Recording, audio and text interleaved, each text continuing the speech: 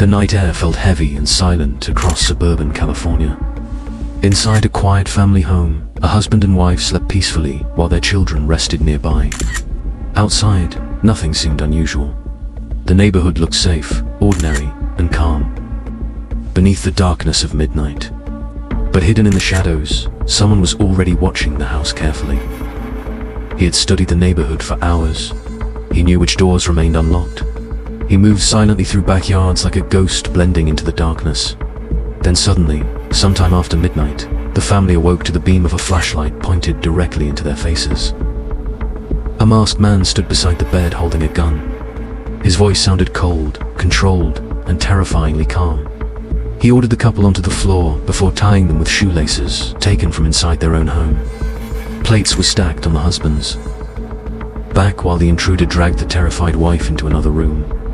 If the plates rattled or crashed onto the floor, he promised to kill everyone inside the house. Across California during the 1970s and 1980s, dozens of families experienced similar nights of terror while police desperately searched for one of the most dangerous serial predators in American history. For decades, the killer vanished without a trace. The world would eventually know him as the Golden State Killer. But long before, Joseph James D'Angelo became one of America's most infamous criminals. He was hiding in plain sight behind a police badge in an ordinary suburban life. Joseph James D'Angelo was born in 1945 in Newburgh before eventually moving with his family to California. His father reportedly displayed aggressive behavior toward family members, and young Joseph grew up surrounded by anger and fear. As a teenager, D'Angelo appeared quiet and socially awkward. Beneath the surface, he seemed deeply insecure while craving power and control over others. After high school, D'Angelo served in the United States Navy before studying criminal justice in college and beginning a career in law enforcement. He married, had children, purchased suburban homes, and worked as a police officer. To neighbors and co-workers, Joseph D'Angelo looked like the last person anyone would suspect of violent crimes. But while wearing a police uniform during the day, another side of him was already emerging after dark. During the early 1970s, a mysterious criminal began terrorizing the town of Visalia, California. Residents reported hundreds of nighttime burglaries committed by someone who moved silently through neighborhoods, entering homes while families slept. The intruder often stole strange personal items rather than valuables. Coins, photographs, and intimate belongings disappeared from houses without clear motive. Police named the offender the Visalia Ransacker. Then in 1975, college professor Claude Snelling interrupted an intruder attempting to abduct his daughter from their home. A violent struggle erupted before the attacker shot and killed Snelling while escaping into the darkness. The murder shocked. Investigators had suggested the Visalia Ransacker had become something far more dangerous than a burglar. Despite extensive searches, the offender vanished from Visalia soon afterward. But the nightmare was only beginning. In 1976, terrifying attacks began occurring across the Sacramento area. Women reported waking during the night to masked intruders standing silently beside their beds holding guns and flashlights. The attacker entered homes after carefully scouting neighborhoods beforehand. He bound couples using shoelaces or cords found inside the house before sexually assaulting victims while threatening murder. Police soon realized they were hunting a serial predator, unlike anything California had experienced before.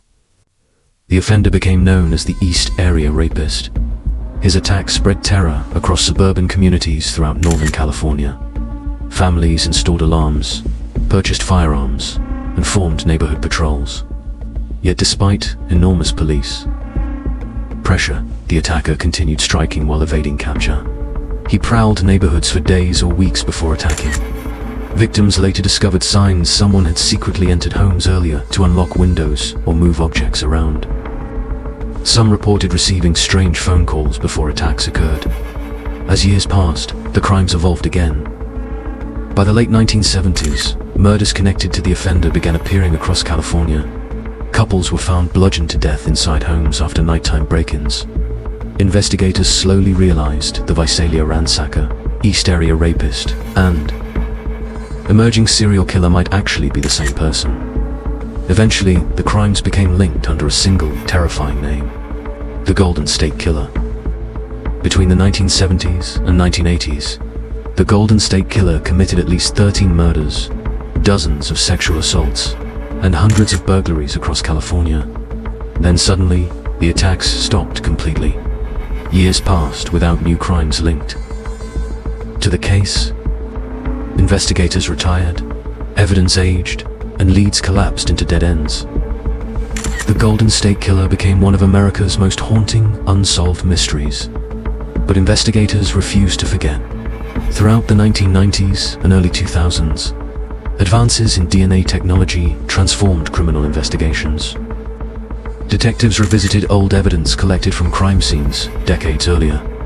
DNA confirmed what many investigators suspected. The Visalia Ransacker, East Area Rapist, and Golden State Killer were almost certainly the same offender. Then came the breakthrough that changed everything. Investigators turned toward genetic genealogy, combining DNA analysis with public ancestry databases. Instead of searching directly for the killer's exact DNA match, detectives searched for distant relatives whose profiles appeared online. Family trees stretching across generations were examined carefully. Detectives compared ages, locations, military records, and personal histories. Eventually, one name emerged repeatedly: Joseph James D'Angelo. The discovery stunned investigators. D'Angelo was not a drifter or career criminal hiding underground. He was a former police officer living quietly in suburban Sacramento. By the time investigators focused on him, he was 72 years old and apparently living an ordinary life. Detectives secretly collected discarded DNA samples connected to D'Angelo through surveillance operations. The results confirmed investigators' worst fears. After more than 40 years hidden in plain sight, the Golden State Killer had finally been identified. On April 24, 2018, armed officers surrounded D'Angelo's home in Citrus Heights, California. Neighbors watched in disbelief as police arrested the elderly man living quietly among them. Many had no idea they had spent years beside one of the most notorious serial offenders in American history. News of the arrest exploded across the world. For survivors and victims' families, the moment felt almost unreal. Decades of fear, frustration, and unanswered questions suddenly collided with the shocking image of an aging former police officer, sitting silently in handcuffs. In 2020, Joseph James D'Angelo finally admitted responsibility for the crimes. During emotional courtroom hearings, survivors and victims' families confronted D'Angelo directly. Many described decades of trauma, nightmares, destroyed relationships, and emotional scars left behind by his attacks. The court sentenced him to multiple consecutive life sentences without the possibility of parole. The Golden State Killer case permanently changed criminal investigations worldwide. Genetic genealogy soon became one of the most powerful tools in modern cold case investigations.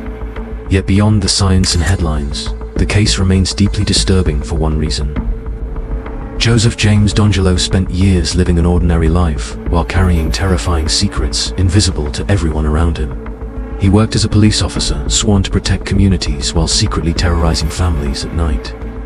He attended neighborhood events, raised children, and blended into suburban California while survivors across the state feared sleeping after dark. The Golden State Killer did not look like a monster from the outside. He looked like a neighbor, co-worker, husband, and retired police officer. Behind that ordinary mask existed a predator responsible for years of fear and unimaginable suffering. And even now, long after his arrest and conviction, the shadow of those crimes still lingers across California neighborhoods, where families once believed locked doors could keep evil safely outside.